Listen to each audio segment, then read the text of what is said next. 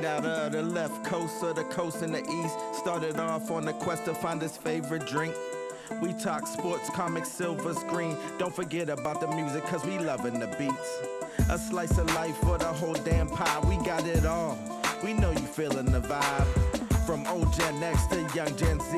Either way, we gon' drink. It's Son and Pops.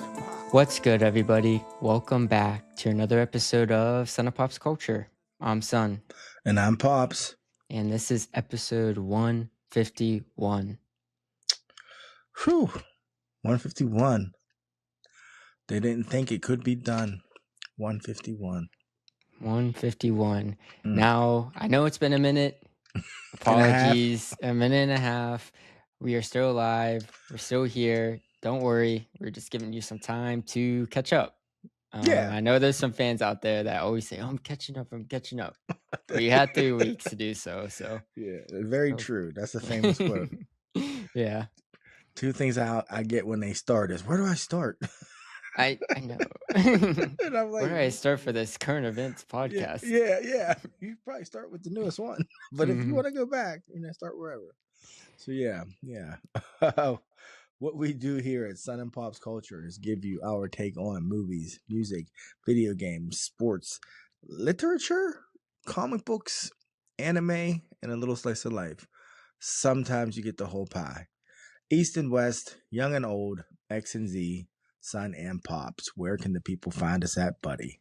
You can check us out on Instagram, YouTube, and TikTok at Son and Pops Culture. There you have the full visuals of the episodes up on YouTube. We do other fun stuff like trivia. But if you ever want us to talk about a certain something or you just want to chat, hit us up because we love hearing from you listeners. True indeed, and we couldn't do it without you guys. So yeah, get at me, dog. Yeah. So I guess we can start where we always start. With this week's drink. This week's drink started as a 21-year-old's quest to find his favorite drink, but has since evolved or devolved into us drinking whatever we like, because either way, we gonna drink. What do you have for the people today, buddy? Today, in my Son and Pops Culture mug, brought to you by Semini Cricket. Yeah. I just have a ginger and turmeric tea. Nice. That's an oldie but goodie for you. Yeah. And I have a refreshing Coke Zero. Always Coca-Cola. No, we're not sponsored. No.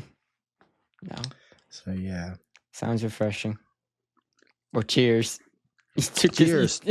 But I was thirsty as hell. We were gonna say sorry, cheers. I could tell. Yeah. Good to be back. Man, it's been a minute. It has. Yeah.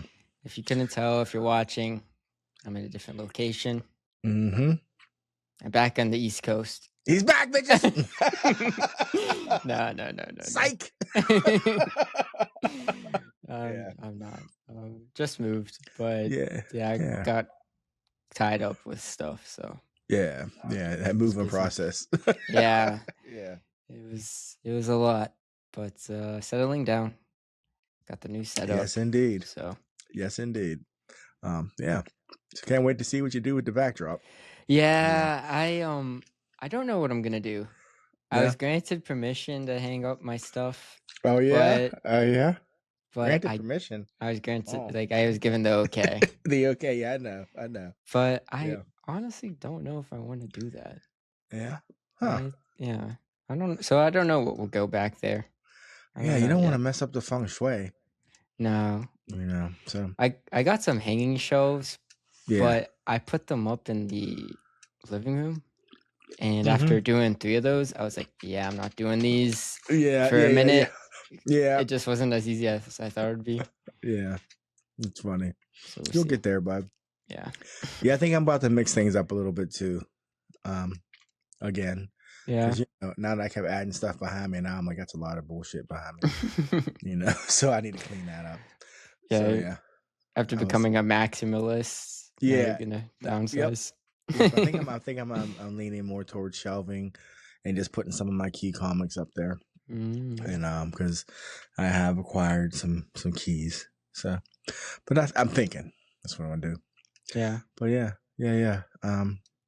So yeah, I don't know. So where do you think we ought to start? A lot has happened. A lot has happened. You want to start with the last question I asked the followers on our Instagram?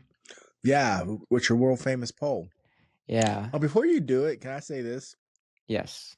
Us not recording for 3 weeks.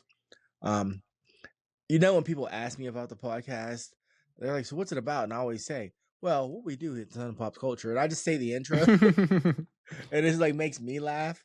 Yeah. Well, I went to do it the other day, and since I hadn't done it in a couple weeks, I was like, "Move." Oh my! It was funny. My brain Lord. was like, "Wait, He what forgot we his do?" name. He forgot his name. He forgot his name. We threw out his name. Yeah, it was pretty funny, but it came back to me. It came back. Yeah. Yeah. A muscle memory. Yeah, I guess so. Old man still got it. Yep. But anyways, all right. So yeah. So the world famous poll. Yeah, because I asked the followers on Instagram a question, and then I share the results, when we record. So the last question I asked was, what should win Best Picture? Obviously, there's 10 nominations for Best Picture. Instagram, you can only have 4 different options to choose from. So I kind of picked the 4 frontrunners that people are predicting. So those were One Battle After Another, Sinners, Marty Supreme, Hamnet. Now, you want to guess at all what won before I say? I'm gonna say Sinners coming in first with One Battle After Another, followed by Marty Supreme, then Hamnet. Very good guess, because that's right. 0% was Hamnet. Yeah. I think just not enough people watched it. Yeah. But then tied for second with 9% was One Battle After Another and Marty Supreme. Yeah. Both good movies. But the clear winner with 82% was Sinners. A sin. Yeah. As the people's vote. The people's champ. Yeah. It's interesting. I would say Sinners is picking up steam, but really it's not. It's just it's winning It's awards. Maintained. It's maintained, but like it just did well at the Essence Awards and stuff like that, and the BAFTAs, and we'll have to speak about the BAFTAs, but yeah. I don't think any of that plays into how the Academy votes. You know what I mean? The votes are in, but I'm still looking forward to see. I've watched a few things about Michael B. Jordan's performance, and I've already seen Sinners twice. I might have to watch it again because they're just saying like the way. I mean, I knew he differentiated between Smoke and Stack with like clothing and facial expressions and stuff like that. But the more like the cast and crew talk about it, the more I'm like, man, that sounds really impressive. Mm-hmm. Like they were two different people. Because I think I told you I remember the point in the movie where like he shows up and I immediately was like, that's Smoke. You could just tell it was who he was just by how he was, and I was like, wow, that's pretty wild. But anyways, oh yeah, he did a good job. It's just more the, I guess, subtle. He did more of the subtle things. So that kind of just goes more unrecognized, Yeah. And also like it was such a great ensemble, you can get lost in the sauce. Whereas like the other movies, like Leo in One Battle, stands out, I guess, because he's funny. Or like Marty Supreme, that movie wouldn't work without Timothy Chalamet. So it's hard. Yeah, true indeed. We shall see. We shall. Yeah. You want to talk about the BAFTAs though, since we're talking about awards? I mean, yeah, let's talk about it for a minute. So what are the BAFTAs, bud? The BAFTAs are basically the British Academy Awards, the British Oscars. I could look up what it stands for. It is the British Academy of Film and Television Arts. So yeah, it's literally the British Academy Awards. So they have, in the UK, their, voting pool or whatever. Mm-hmm. So I can't tell you who won any BAFTAs this year. No. I really don't care. but what we came here to talk about was when Michael B. Jordan and Delroy Lindo were presenting, right? Yes, they were They were presenting. presenting. Well, yeah, what were they even presenting? I don't even know what award. Yeah, but they were presenting. A man in the audience yelled out the N-word. Yeah. That, not nerd, that the other N-word. And he yelled it out, and like you heard it. And on the broadcast. Yeah. And Michael B. Jordan and Delroy took it on the chin. And he yelled out something else too. So, this is crazy, but the story gets crazier, right? Because yeah, you found out who the person was. I forget his name, but he suffers from Tourette's syndrome, and he was there because there's a documentary made about him that was nominated for a BAFTA. So he was in the audience attending. Yeah, and his Tourette's. And then that happened. did what it did. Yeah. So there have been a lot of people, including the BAFTAs, coming, forward and explaining, that, which is fine. But what the BAFTAs didn't do was approach Michael B. Jordan and Delroy Lindo, right? Yes, they did not. And they did not say anything after. Yeah. They tweeted something days after. Yeah. Yeah. And what they also didn't do was edit that part out because it wasn't aired live. Right? You told me that. Yeah, that's the biggest head scratcher. It's like, this isn't recorded live. So, the thing still happened. It's a shame.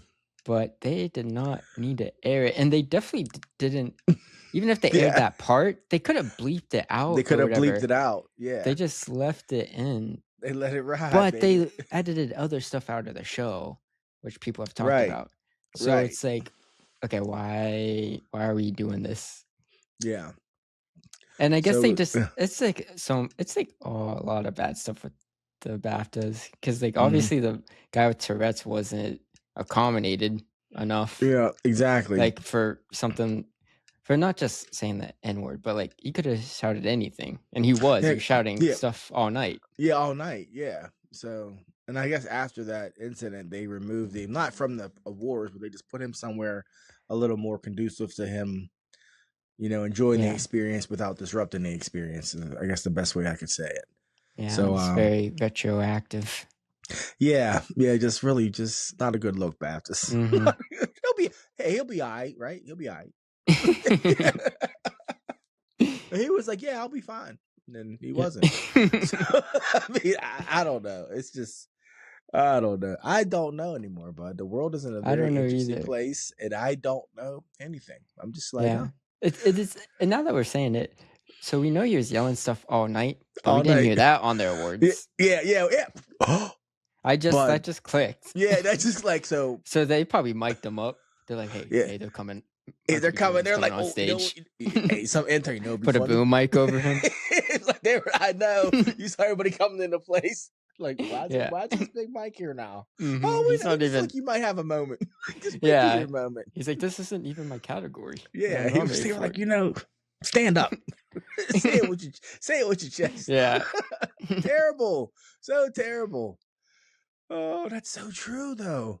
Yeah, you didn't hear of him saying anything else the whole night. So they were over there like, let's scrub that. Let's scrub that. So, you know what? Let's get some ass on the Bastards this year.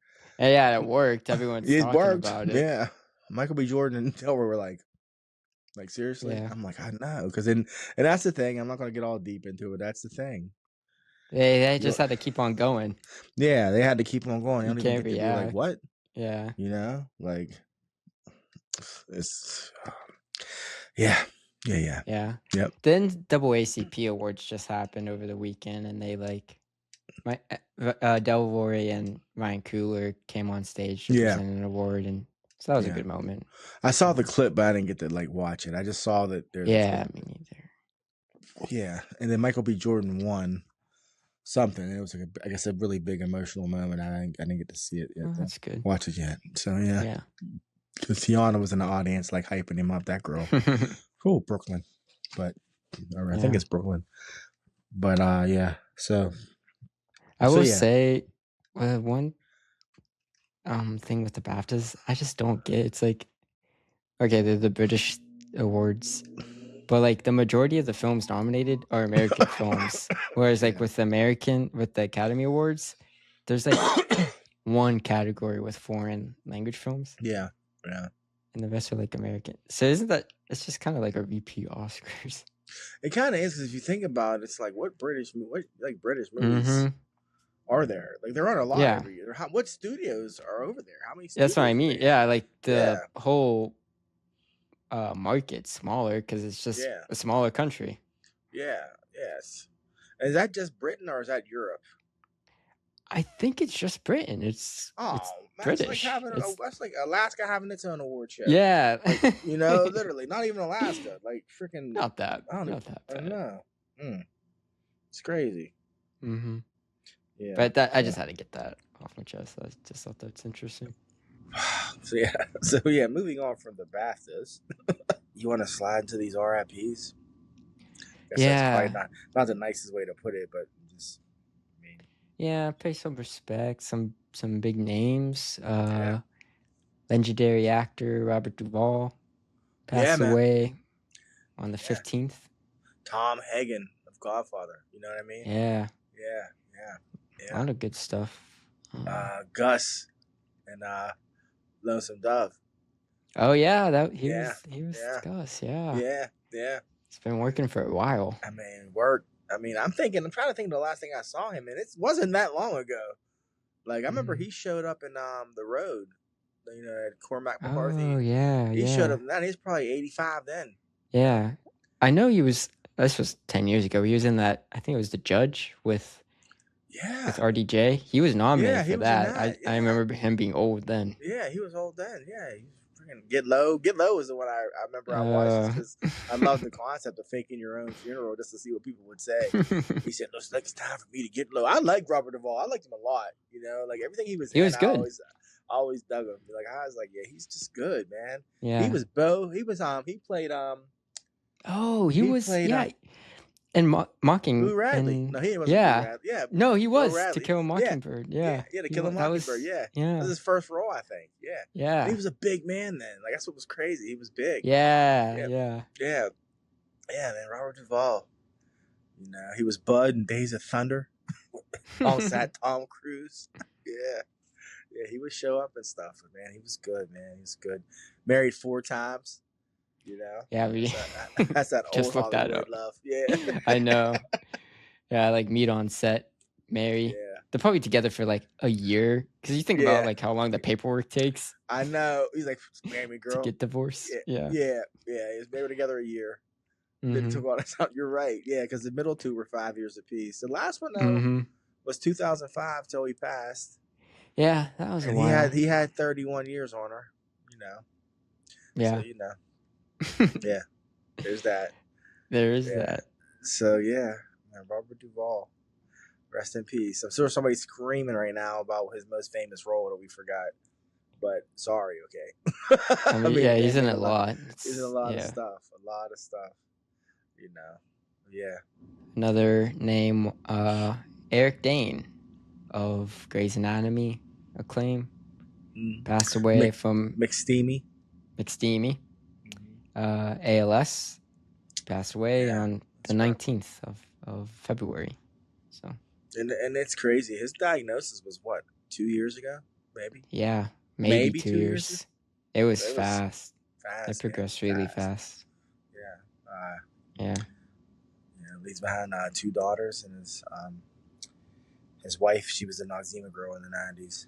But it was just sad. I sent the thing to your sister. He was young. He was young. I guess there's a documentary now, like My Last Words or something. Yeah. Yeah. On Netflix. I might get around to watching that, but I don't know because he has young children, and I just don't think I'd make it through what he says to them. I don't. I'll be honest with you. I saw a snippet of it, like a speech. He was just like saying like enjoy now, Yeah, just like live life now. Don't worry about yeah, the future. yeah. I know he spoke very highly of his wife because I guess apparently what they were going through some things prior to his diagnosis, but they kind of Oh, locked in, and I'm pretty sure, yeah, and yeah, she stuck it out.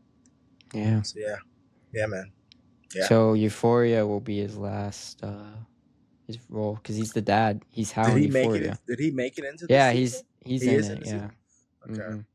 okay, it's wild. Yeah. So yeah, rest in peace. Rest in Yeah. peace. And McSteamy.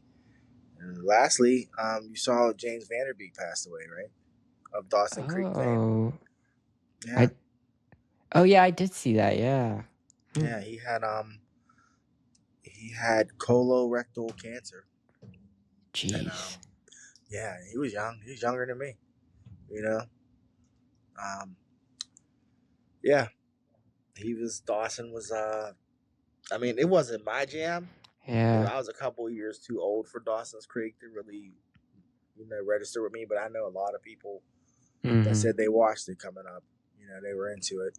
I remember when it became a hit, being like, "Who's this guy and who's that Kate Holmes girl?" I remember that, Mhm. but I never really watched the show. I may have watched 3 or 4 episodes, Yeah. total, just on a humbug. But yeah, and I feel like even my generation maybe not watches it, but we still know it. yeah, We still know the name. We recognize the actors.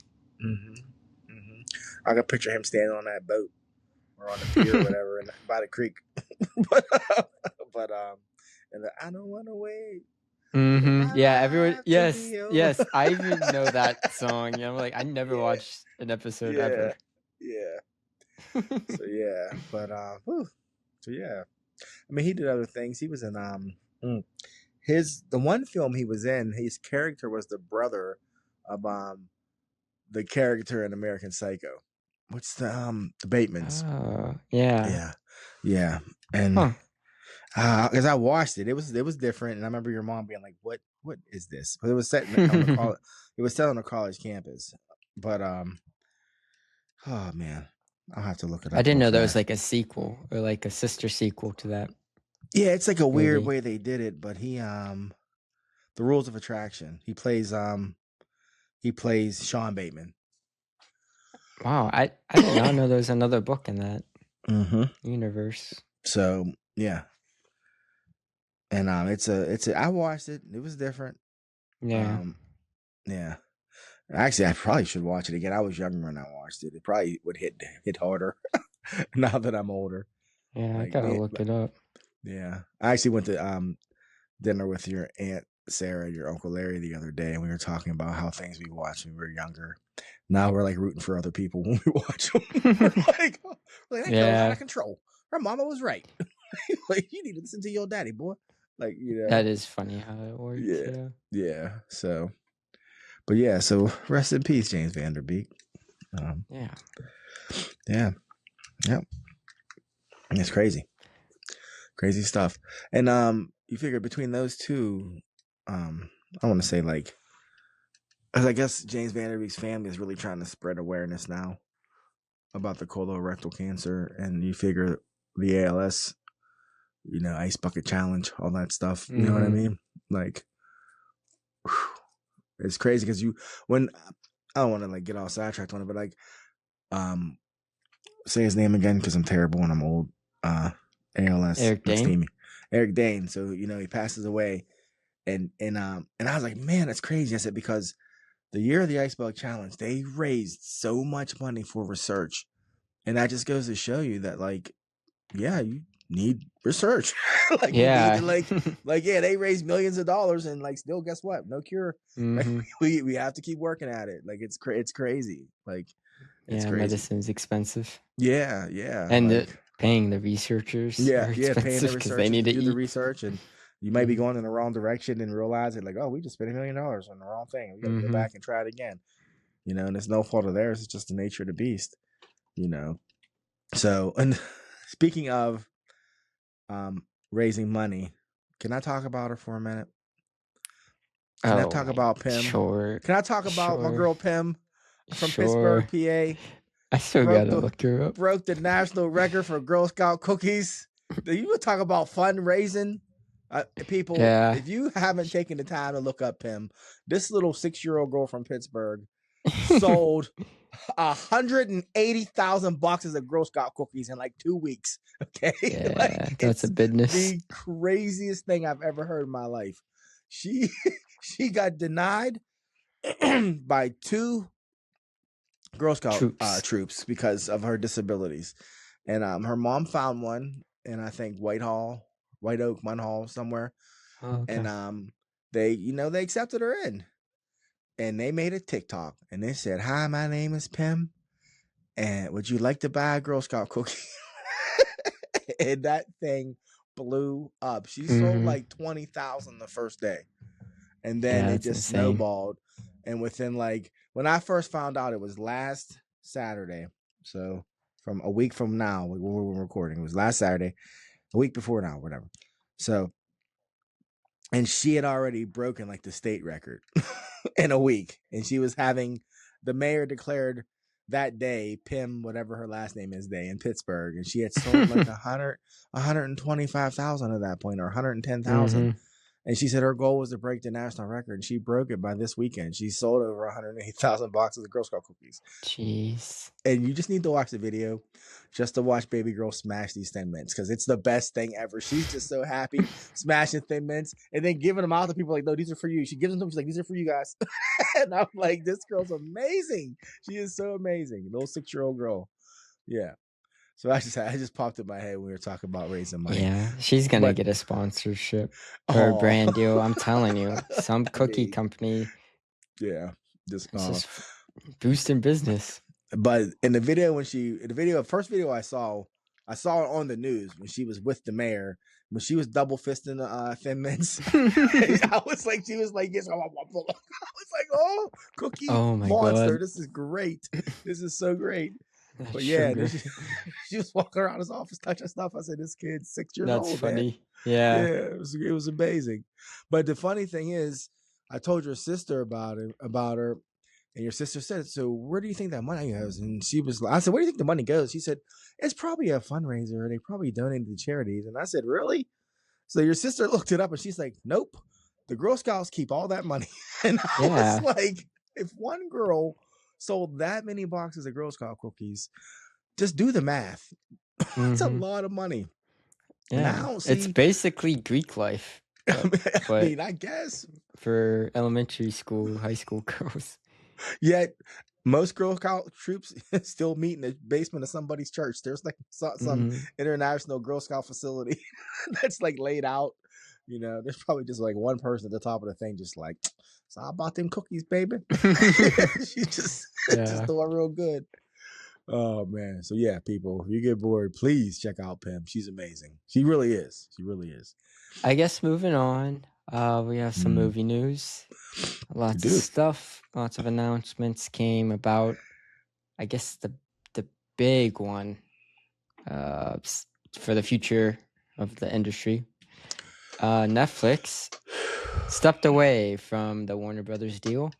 They refused to raise an offer to match Paramount.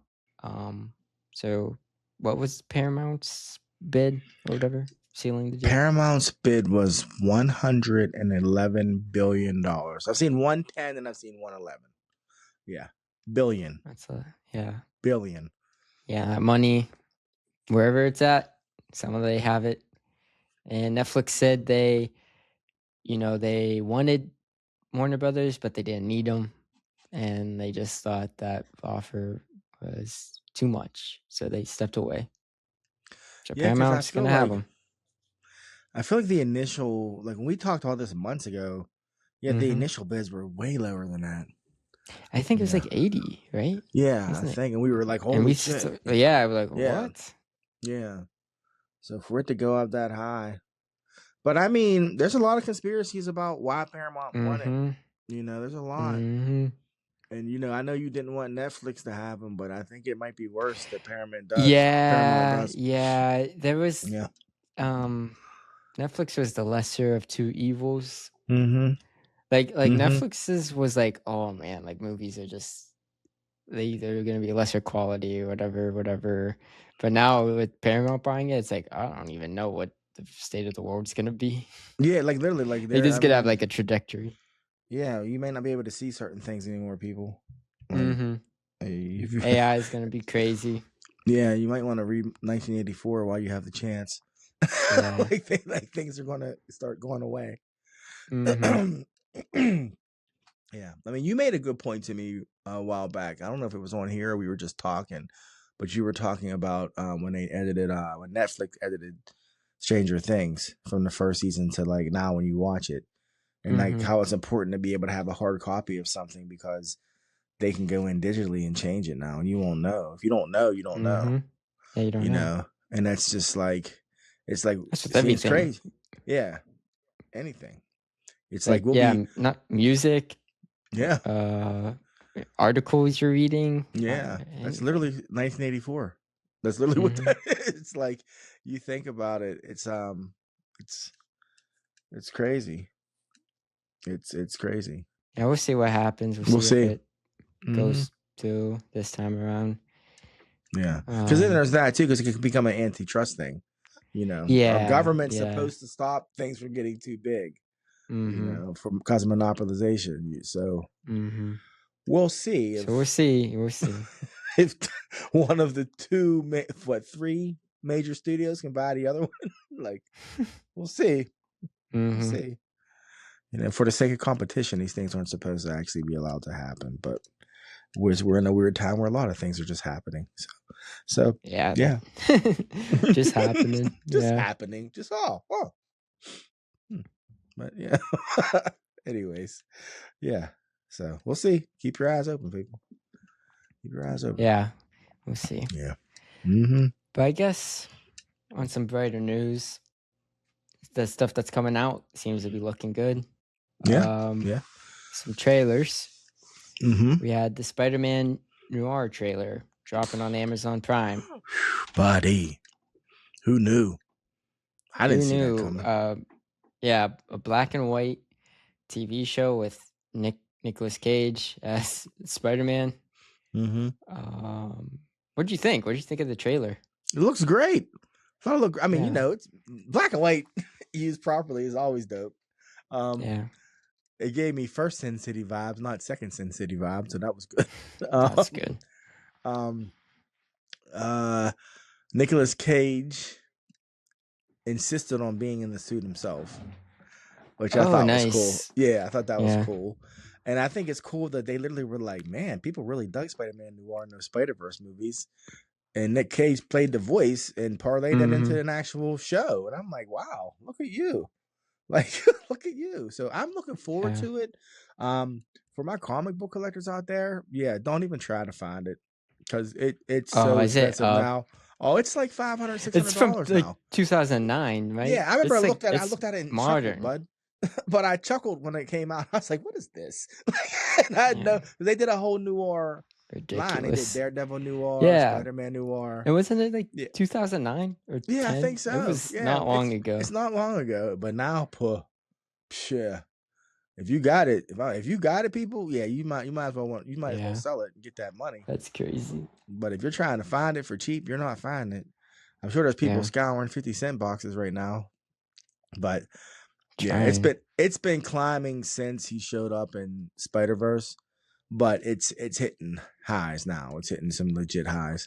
So yeah, and it looks good. It looks good. So it looks like it's gonna be interesting. I feel like it's gonna be bizarre at parts. Yeah, like moody. the cast seems to be able to do that type of comedy. Yeah, like the one guy and New Girl's in it, so he's pretty funny. Which one? The black guy in it. I forget his real name. Yeah, he's a New Girl. He's really funny, but I guess like when they're filming it, because the what's his name, Phil Lord and whatever Miller, the guys that produced Spider-Verse, producing this show, and they're like pulled him aside and they're like, could you do more? And he's like, more Nick Cage. Yeah, you want the full and they're like, you want the full Cage.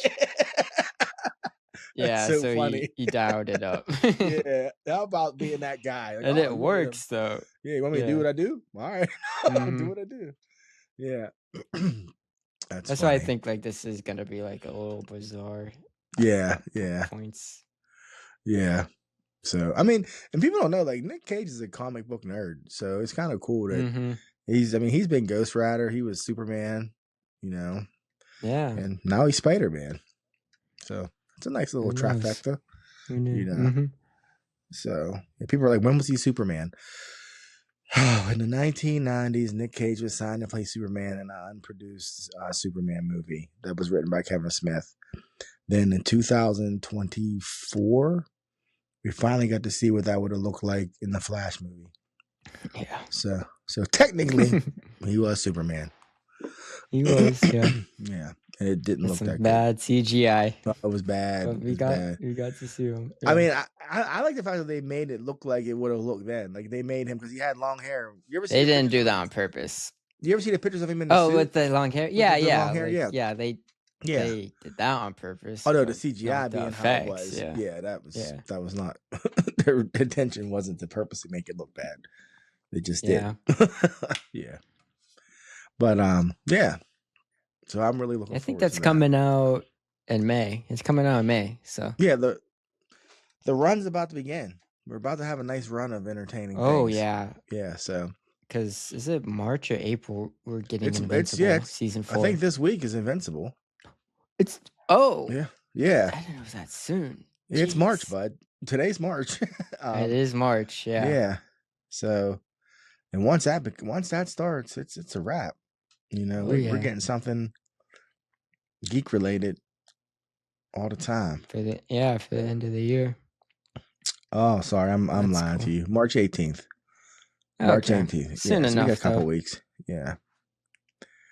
Yeah, because then Daredevil's coming as well. Yeah, that's early March. That's March 24th. Oh, that's later. Oh, Yeah. but still. Yeah, so it's going to be, you know, as we And The slide Boys into- is soon. I'm like a season and a half behind on The Boys. I never watched it. So, yeah. I never watched it, but this is the time of year when it's everybody. last season. It is?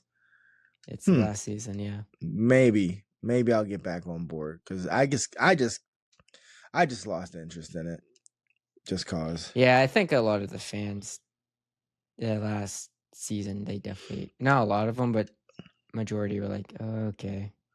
Yeah, just being gratuitous for the sake of being. And it was from adapted from a very gratuitously violent and over the top comic, but they still had a very good storyline to it. You know what I mean? So people hate on the comic. Really? I do see online sporadically that like when you try and read the original source material and you're like let down and people like The Boys. They're all commenting Wow. The Boys, man. That was Wow. ridiculous. TV show so much better. So much not. I've seen that. So like not like I could just say Black Noir. That alone is done 100 times better on in the comic. Mhm. So, but I think that's probably why I stopped. Once they revealed Black Noir on the show, I was like, "What?" I was like, "This plays into like literally like the last issue of the book." I was like, "So yeah, I'm good." So yeah, but I never jumped on. I never got around to it, and then season 3 came out, season 4 came out. I was like, yeah, I don't have time. Yeah, well, I mean, it's not terrible. Like I said, and it kept diverging from the source material, and it kept just getting to be just more and more. Like I'm like, what is this? Like what are we doing? A parody. Here? It was becoming the thing at parody. Yeah. You know, so I don't know. Whereas the comic was, you know, it had things to say too. Yep. I mean, I should have known from the start, though. I think I told you when I first watched the show and the protagonist didn't have you know what I mean? I was like, huh? Yeah. Yeah, like that's like a change that alters the dynamics of the like characters. everything's like, I was like, yeah. you don't. I was like, well, how? I was just like, okay. Like, how are you posing to the antagonist? That's how I take it. Yeah. Like if you have that factor out, it's like, okay, yeah, kind of just humans, you know? yeah, who don't stand a chance against Superman. Yeah. Right. But it's coming back. People will be happy. You know, I won't. I won't. But anyways. Fair enough. Another thing that's coming back that I didn't realize how much kind of hate it has is House of the Dragon. Season 3 is coming out this summer in June. Yeah. And it's confirmed it's gonna end at season 4. But season 3, the trailer dropped. Yeah. But the recent months, I didn't realize how much people didn't like season 3. I didn't. Of Was the that show. 2? Or season 2. Season 2 of the show. I didn't know that. Huh. Yeah, they probably said what? Damon's character was wasted. Let's see what else they probably said. That's fair. Not wasted. They showed him too much doing nothing. Doing nothing, yeah. Because you wouldn't want to call that. They just say like the season like meandered. Like season 2, like what they say by the end of the day, like what happened. I feel like things were being put into position. You know what I mean? So that this season can have all the big things happen. I don't know. That's just my thoughts. But that's not how you write. I agree with you. It does feel like setup, but that's not how you write a season. You don't want a whole season of setup. Well, I think it gets too much hate because I really liked episodes 1, I think, to 4 or whatever. Whenever they had that first fight, I thought those were really good. And then after, I was like, oh, okay, like, what are we doing here? It was and only then it kind of ended. 8 episodes, or was it 10? It was 8 because it got cut short because I guess the strikes and like budgeting reasons. Well, that could have had something to do with it too. Yeah, but I don't know. I liked it. I think I'm looking forward to this season. I mean, George R. R. Martin's beefing with them, right? Again, it's the same thing as Game of Thrones. They're going in a direction he doesn't want to go. He was supposed to have all this say. Now he doesn't have it. I just want to be like, dude, just let it go. They cut you to check. I get it, but like they keep doing it to you. So just I'm like, you keep getting mad. Thing is, like, well, I'm kind of like at first I was like, oh, whatever, George. Like you got paid. Like, like it sucks that they're pushing you out the writers' room. Like they're all with you for season 1, and then they slowly push you out. But after watching A Night of the Seven Kingdoms, which we'll review, but I'm like, maybe he's right because when he's with them, it's peak. It's peak, yeah. It is. And when they're not with them, it shows. It does. It really shows. But at this point with him, I feel like I would just be like, bump it. Do what you're going to do. Let me finish writing these books before before my gout kicks in. I don't know. Because I mean, him like blogging about it is ridiculous. Yeah, that's what I mean. Like, George, I don't know. But I'm not in the business. I don't know. I'm not. But when he's a presence in the room, it definitely makes a difference. Because, but I mean, they don't ever make him showrunner. They just have him consulting, and the showrunner probably wants to run the show. So it's inevitable that by season 2, he's like, thanks for your input. I do think that happens. I think he might try to do too much and they get fed up with him. For it to happen on 2 shows. Yeah.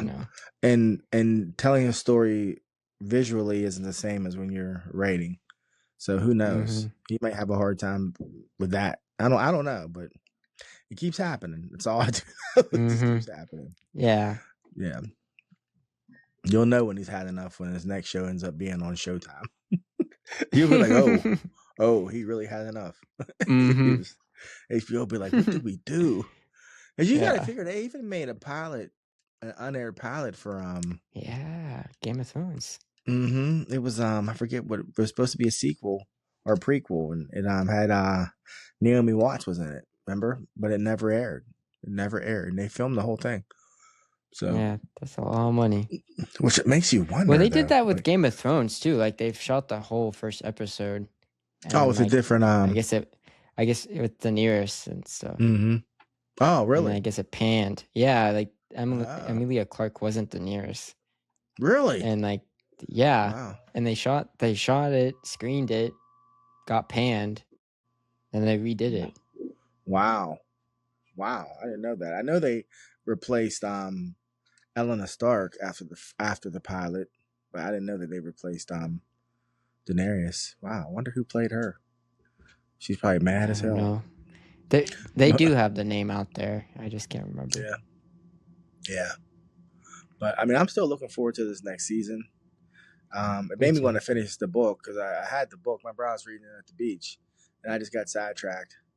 But if I do finish it, it's not going to be before this season because I'll talk about that later when we get to literature because I'm vested right now in this particular series of books.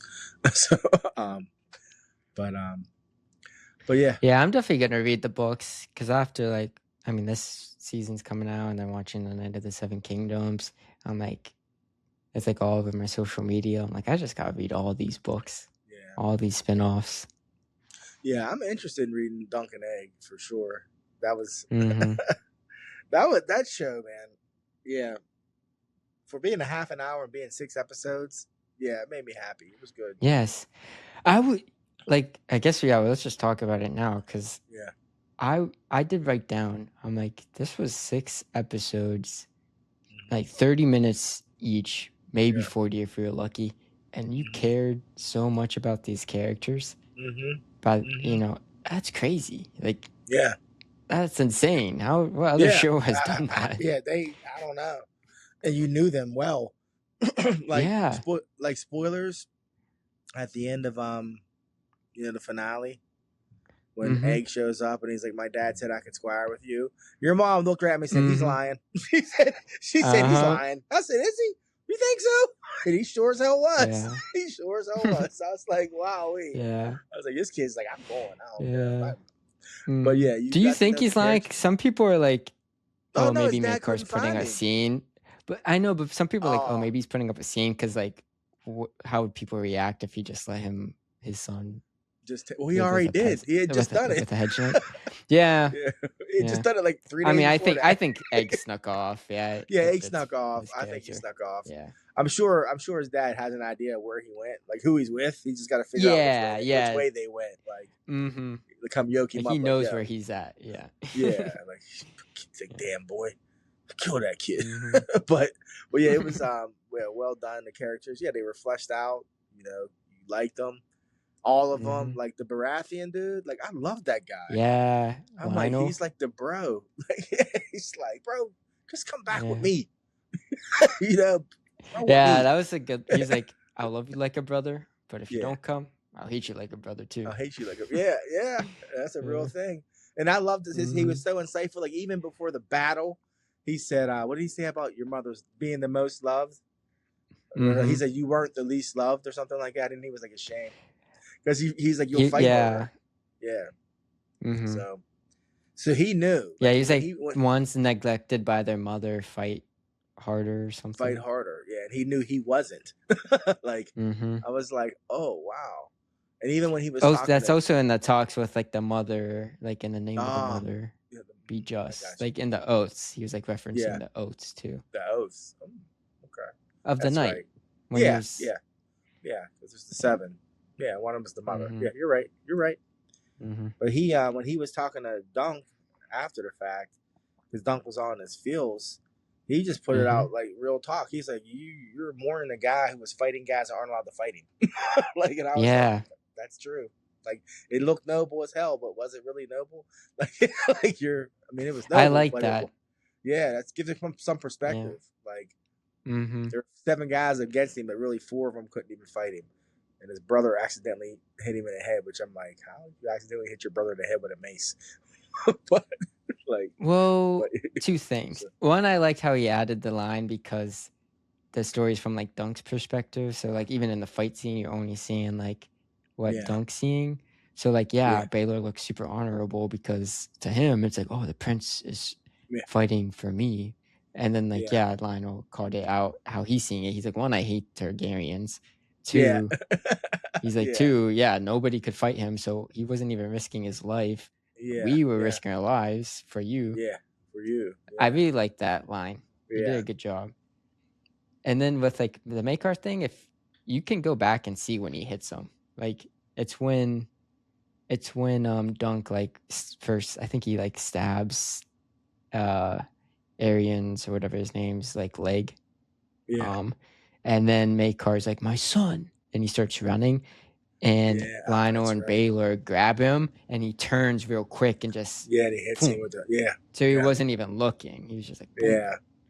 Yeah. So that Yeah, did that show was when it. that was. That was when that was. Mhm. Yeah. Mm-hmm. Yeah. Yeah. I really enjoyed Which the show. sucks. I mean. Yeah. He was like, oh, well, this is how a Targaryen could actually be. Like, he could actually be noble and kingly and Mhm. honorable. And no, he gone. I was like, damn.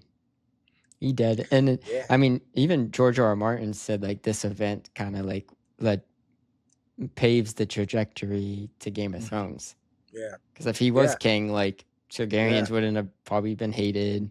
Yeah. 80 years later. Yeah. Well, the Mad King would never have been king because he'd the never Mad been King king. is Egg's son.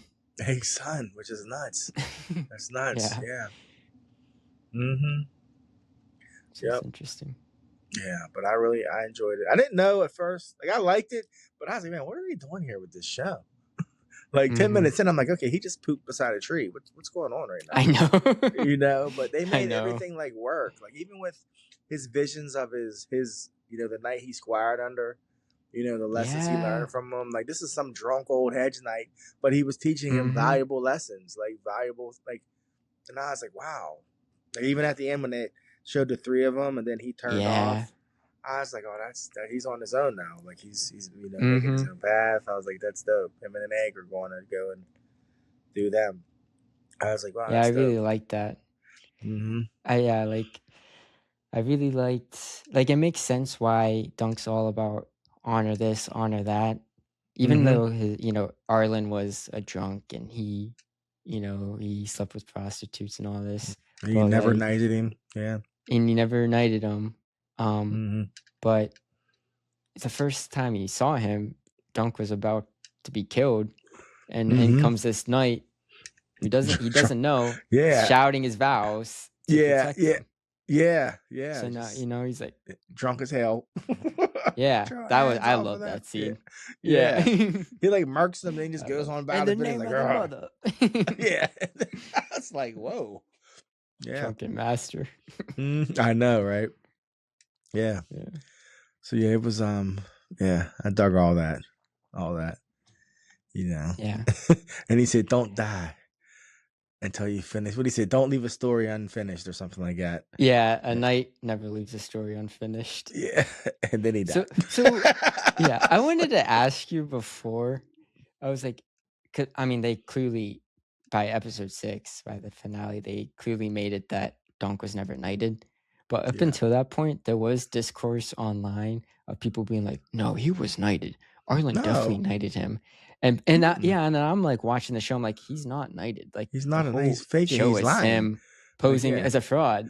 He's a fraud. No, he knows he's a fraud. People online being like, he was knighted. He's just like a poor knight. That's why he feels like a fraud. That was like the whole rub of all of it. He's so honorable and everything else, but he's lying. His whole thing is like a lie. Yeah.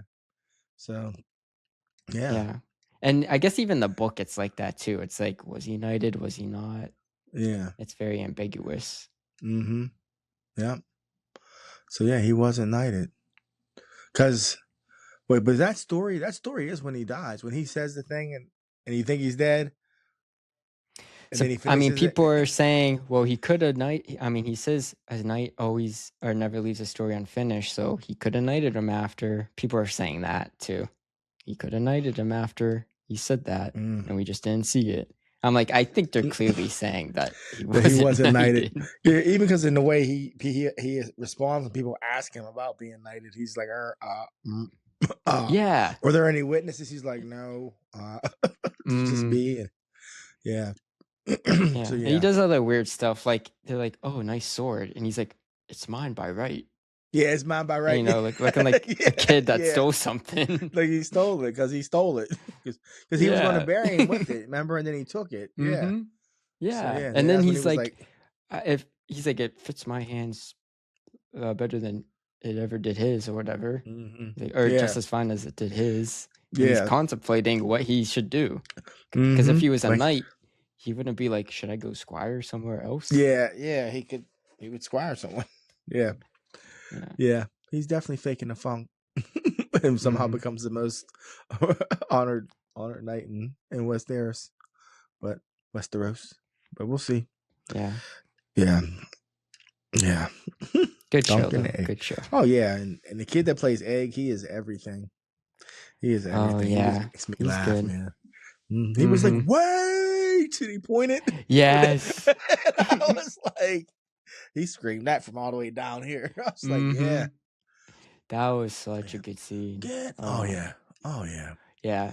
He's like, get up, sir. Get up, get sir. up. Yeah. And then you have Arya being like, get up. That's his Mick. That's his Mick. That's his Mickey. It is. Get up, you son of a bitch. Get up, bro. Yeah, that's good stuff. Good stuff, man. Yeah. So yeah, we shall see. But there is to see. Yeah, it's coming out next year, so it's going to be a yearly thing. There's going to be a Game of Thrones of some kind for a very long time. And this is a dragonless Game of Thrones. So yeah, that's big. That is true. That's big. Yeah, that is big. It's also interesting seeing like the difference in the fantasy of the shows, or like how deep they go into the fantasy aspect. Because like Game of Thrones was real grounded and gritty. Like they wanted to make it seem like real, even though there was dragons and stuff like later on. They wanted it to seem real. And then like House of the Dragon was more of the fantasy stuff, obviously, with the dragons and stuff. But with the Night of the Seven Kingdoms, a lot of the book nerds or book fans are saying like you're getting lore accurate armor and like this other fun stuff with the characters that you weren't seeing in the other shows. So they're like leaning more into those fantasy aspects that make it, you know, a fantasy medium. Yeah. Got you. So it's interesting seeing that progression. Yeah, well, I think I thought it was very well done. And it's funny you say that because I'm like, I read all the Game of Thrones books. So when you, in regards to, you know, like accurate costumes and things like that, I honestly can't say. I really can't say, but I get what you're saying because I'm seeing the difference. You can see the difference in between the shows with what just even with like what like Flea Bottom looks like. You know what I mean? You see the difference. Yeah. You know what I mean? They did a good job with that. The Westeros looks different in all of them, you know. But yeah. But yeah, I dig it. Like even small stuff like Lionel's crutch was deer antlers. It's a deer antler. I thought that was like cool. Stuff like that. Yeah, like they're leaning into, well, you know, that's their family sigil. Like whereas Game of Thrones, that would have just been like some wood sticks, you know. To make it realistic. We want to move on to some other trailers we had. Yeah. All I really had left was what? Minions and Monsters. And oh man. And a future $1 billion movie. Yeah, you know, if you know what Minions are, you already know what it is. This time it's Minions and Monsters. Period. Next. Yeah, that's a $1 billion movie. That's all it's I can funny. Say. It's funny, bud, because like, you know, raising you and your sister, you know, I wasn't aware of these things when I was a kid, but then when I had kids and I'm raising kids, I'm like, oh, I had to suffer through 3 Madagascar movies. You know what I mean? Like, and only one of them was good. Or like, I had to see 2 Happy Feet because the first Happy Feet was a good movie. And, you know, you figure the Minions are a spinoff of, what was it? Nah, I forgot that fast. Despicable Me. Despicable Me. Despicable Me. You know, and then you had Despicable Me 2, right? And then you had, is there 3 of them? There's 4 now. Despicable Like they're Me, because still making these are Despicable Me and then there's along the with Minions. Minions. It's just like, what is this? Like, I remember that year your sister had the Mm-hmm. dodgeball tournament, and they were Minions, and I was like, I Yeah. remember sitting there going, "What are they?" And your mom was like, "They're Minions," and I'm like, "What?" And she's like, the Minions, and I was Yeah. like, "That's a thing now," and she was like, "Yeah," and I was like, "Oh my gosh!" So It did seem to yeah. just happen. Yeah, it was like weird. Like they latched on to, and I'm like, why are they Mm-hmm. big now? I'm like, it wasn't like it was the first movie. I'm like, they suddenly No, yeah, it people took a care about the couple. Minions. Yeah, it took a couple Mm-hmm. movies for them to become like, oh, the Minions are cool. I'm like, it took 3 movies for you to notice them. Were they that cool? But Mm-hmm. so here we are with another Minions movie.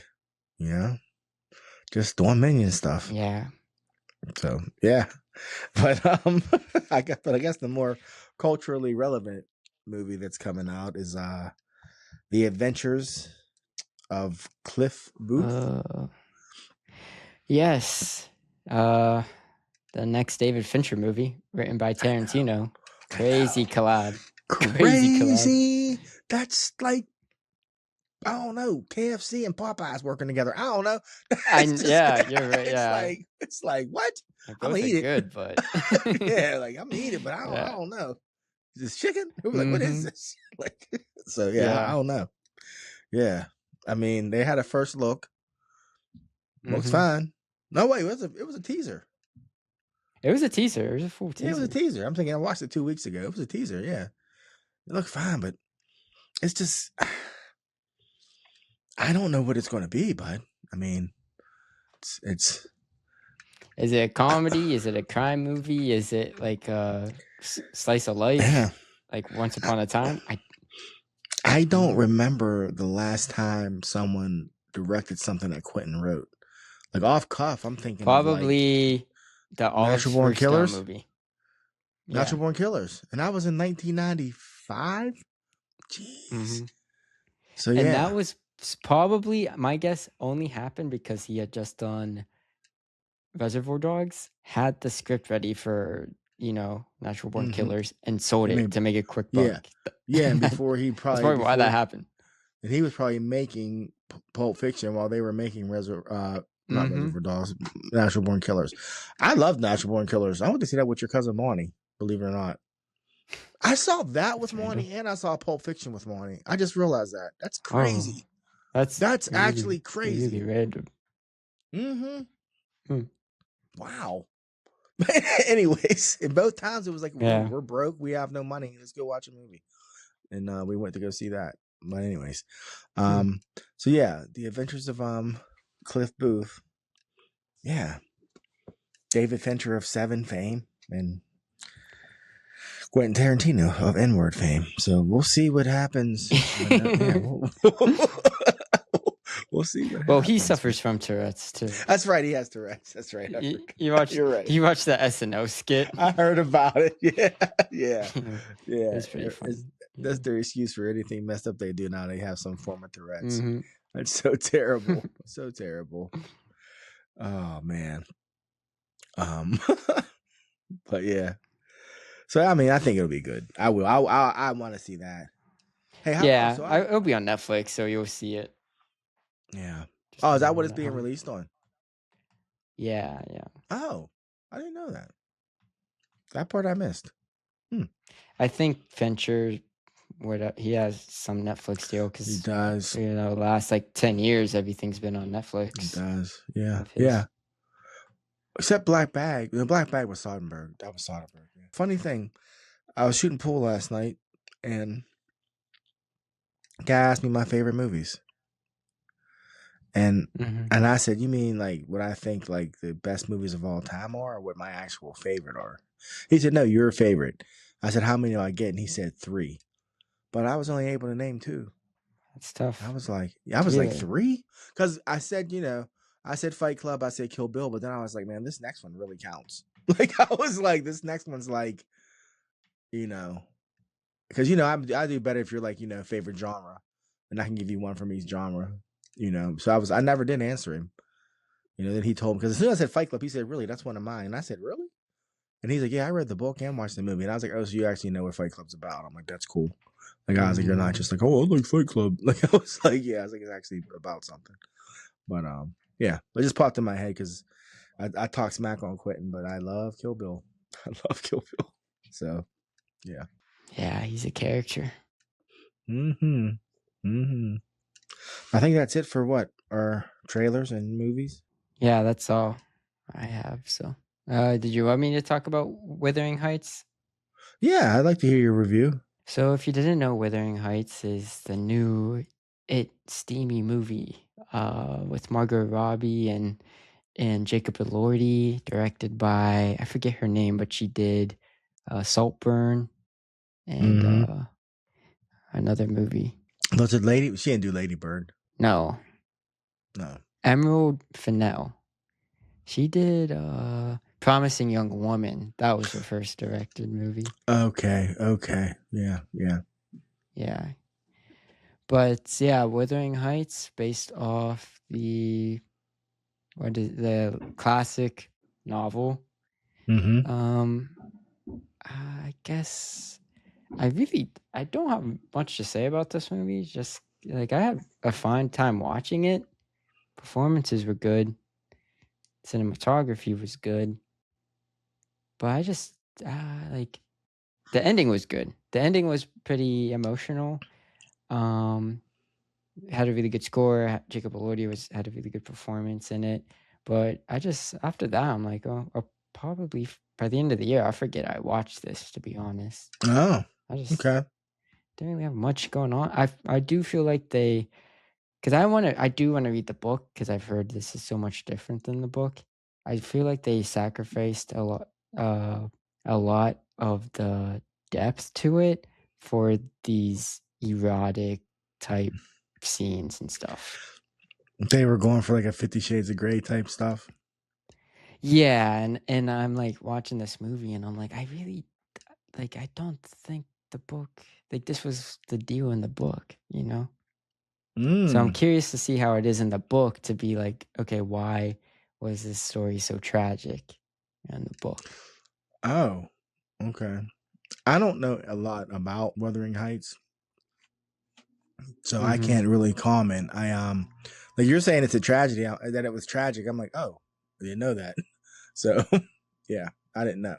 Yeah, me neither. I didn't know. The only thing I knew going into this movie was that Heathcliff was a person of color in the book. They don't say what he is. He's racially ambiguous, but that is a factor in the book. And obviously, Jacob Elordi's Australian. Obviously. Yeah, obviously. That so baby yeah, is and Caucasian. Yes, and especially in the beginning of the movie, I was like, oh, I could see why, like the undertones this would have, or like how this would be different if he was a person of color. Like I think that would just give it more subtext. You know, especially because he's brought in by the dad because he's like gonna go to jail or whatever. So the dad like basically foster him, and the dad's like, he can be your pet. So like stuff like that, you know, would be different. Wow. Would play different. Yeah. And obviously they can't really have a relationship because it's 1850 and she's a wealthy white woman and he's not white. But and then there's that, sorry, that's why another reason why I want to read the book. But also a big thing for me is I could tell how this was like a coming of age story, and Margot Robbie is in her mid-30s, but they have her acting like a young woman, and it just wasn't working. I could not take it serious because even though her performance was good and she's a good actress, I'm like, I can't, like, you're crying about, I just couldn't suspend my disbelief because I'm like, you're obviously a mature woman. This isn't convincing. They have you acting like you're 20 years old. Poor casting on that part. What are your thoughts on that? Like, I always wonder, like, in a situation like that where it's like, what's the line on like, okay, we need to have a break where like somebody plays younger than somebody plays the older version, because sometimes it works and sometimes it doesn't. You know what I mean? Like having Margot Robbie at 30 Yeah. play a 15-year-old clearly doesn't work. So like, I Mm-hmm. don't know. I'm trying to think of the last time it actually did work. Yeah, I don't know. It's also in this case weird too because in the beginning they're kids, like they're probably 12 years old or so. Yeah, they're like preteens, and then they have the time skip, and it's Jacob Elordi and Margot Robbie who are clearly more mature than how Yeah. it was probably supposed to be like a 5-year time skip, Right. but it feels like it's 20. I don't know what the cutoff would be. I think it just depends on how they look, how the actors look. I don't know. Yeah. Well, I guess I'll put that on my list of movies to watch. I just won't rush out to the theater to watch it. Yeah, it's not worth it. Yeah. Worth it. And it's funny though, like with the controversy in regards to what Heathcliff's, ethnicity was, didn't the director say that that's how she always envisioned him? Which I'm like, well, Yeah. but they describe him in the book. So how do you envision something different than how it's described? Yeah. So, anyways, Her it's another one. privilege is just showing because she's like a daughter of like a multimillionaire family. So like, Oh, wow. you know, They were like, yeah, we'll make this movie. We just need to change like one thing. We really want to get some asses in the seats. We want to get some asses in the seats. So we need to just tweak a couple things. And she was like, what? Well, he needs to be white. They were like, we need that guy right there to be a white guy. And then everything will be fine. But yeah, that's crazy. They'll change Othello. They'll be like, well, we've been thinking. So yeah. Oh well, Hollywood, baby. I've been doing some reading. Yes, you have a lot. Yeah. Today I started the 4th book of Stephen King's Dark Tower series. Wow. Wizards and Glass or something like that. I can hear my main man Matt Sergi flipping out right now. Can't even remember the title. But I just grabbed the book. I says number 4 on it, and I just kept it moving. My gosh. Yeah, I think it is Wizards and Glass. But I mean, the first book was The Gunslinger, which was your copy. The next book was the Drawing of the Three. The third book was The Wastelands, and the 4th book I'm pretty sure is Wizards and Glass or something like that. Yeah, it's called Wizards and Glass or something like that. That's the title.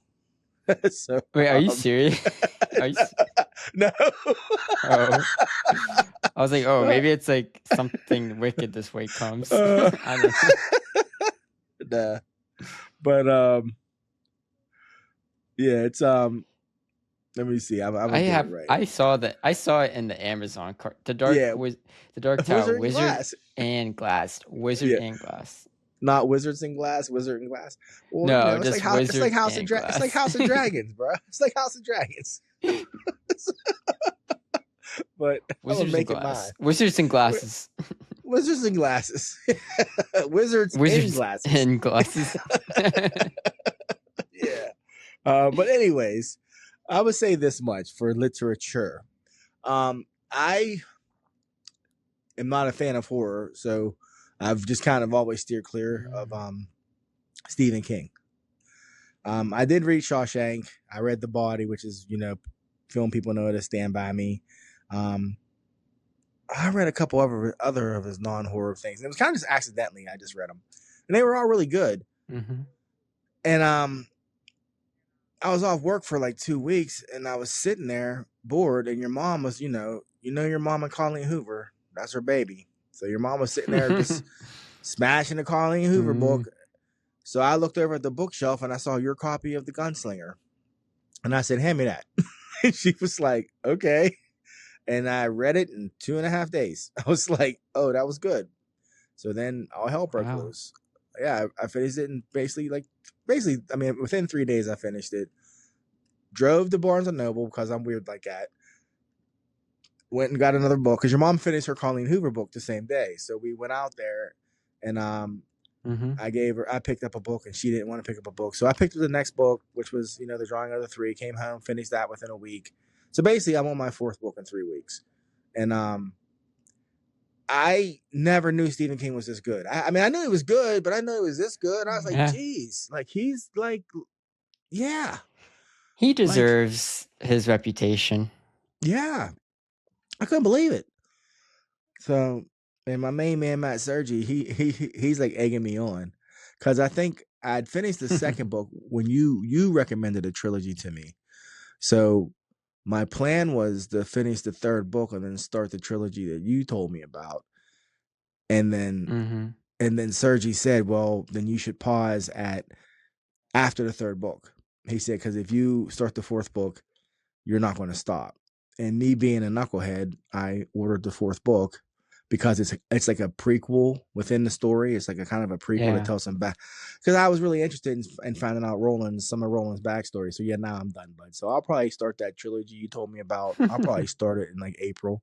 So because I just love them. The character development, what they're going through, just the idea of Roland, this last of he's the last of his kind. He's basically like a knight walking this wasteland of an earth on this quest that he doesn't even know. Like he knows what he's seeking, but I'm not even sure if he knows why he's seeking it. He's just been doing it for so long. You know what I mean? It's just Look, I was there's a few lines like, remember the face of your father, that you hear it so much. And then you realize that in life you have moments like that, because I just had one like last night, and it was like, oh, that's what that means, yeah, they're excellent. I recommend them to like anyone out there who's looking for something to read. Yeah, just give them a try, man. Give them a try. I just wow. I'm just because I know you told me like, people prefer like 1 and 3 and whatever. But right now, I've been happy with every one of them. People say one's the worst. One's, I think, the one you can tell. I think I told you. I think 1 was actually written for like a magazine, and then he compiled it for a book. Like it came out kind of, and you can tell. But I still liked it. It was enough to suck me in. This idea of Roland, this gun, but I can see that dude loading his guns. Like when I read it, I can see it. When they talk about how his hands move and what his guns look like, and like how people react when they see him because they haven't seen anyone like him in hundreds of years. I'm like, man, I don't know. It's just, it's powerful stuff. It's really good. And he just goes through it on like a Frodo level. Like what happens to him? It's just like, geez, this motherfucker's tired. I mean, and I think about I have to get to it. Bud, I'm on the fourth book, and I think a month has passed.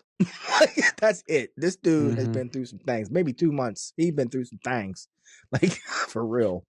But anyways, yeah. Get back to it. I think you'll really enjoy it. I think you really will. Yeah. Yep.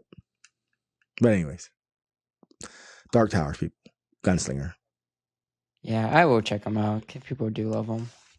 People do love them, and I like Stephen King, so I will have read it by this year. I will declare it. You'll declare it. Let it be so. In sports news, the Steelers came in dead last in the NFLPA survey for facilities. You didn't see this? You didn't see this? No. Yeah, so they do this survey now. I guess it's an internal thing. Every year, yeah. It's been for like the last 5 years. They ranked bad last year, too. They got an F-. An F-. It's not even a real grade. But you know what they got an A- in? Coaching. Head coach. Yeah. Head coach and assistant coach. They all talk highly of him. Yeah. Yeah, but for facilities, for player travel, for family of players treatment, they got F-. They got so think of a bell curve. So they got coaching as an A. All the other scores gotta be so bad to be last. Okay, the Roonies are cheap. That's like all that. But they always comes down to the money they don't spend. They literally said, but they're blaming on the son. They're like, because they've always been cheap. Yeah. But now they're like, but this son obviously doesn't even know how to be cheap in a good way. He's just being cheap. Like, it's not like, I'm only going to Wow. spend money on this. No, he's like, you want chocolate Mhm. milk? You getting the powder, and that's quick. And they're like, what? Like, he's like Yeah. that dude. Like, I can't even get the That's liquid. going like, okay, so now the players aren't happy. Okay, what's the incentive? So if the team's bad and they're Yeah. not even being compensated well, what's the incentive to bring in good players to stay? Well, who was that It's just player gonna that collapse soon. who was that player that just left that was talking about the organization? Everybody's like, well, he's a hothead, he's this, he's that. It wasn't Pickens, was I no, it don't was know. oh, I know who it was. But he had made a comment about the organization, and it came off as kind of snarky. But now, I mean, look, yeah, it was field surface. Was it Uh, Najee? was it Najee? Was It it might have Najee been. Harris? I don't Is know. he still playing somewhere? Because he went He whoever left, was. they left and they Oh, went I don't somewhere know. else.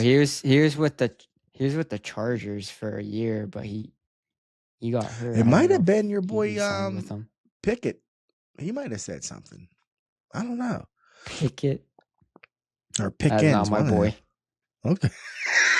My bad. Pickens is my boy. Pickens is my boy, not What? Pickett.